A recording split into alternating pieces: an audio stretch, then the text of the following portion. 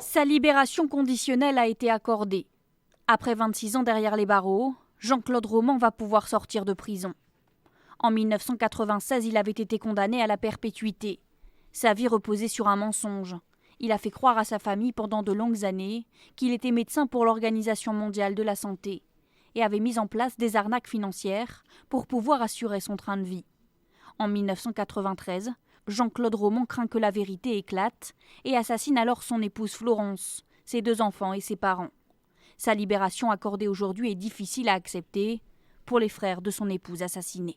Ça réactive la douleur immense qui est la leur et qui, si elle avait pu s'apaiser au cours des 25 dernières années, n'a de toute façon jamais disparu. Pour eux, ils ont un peu le sentiment que finalement, pour Jean-Claude Roman, tout est terminé, mais que pour eux, évidemment, jamais ça ne le sera.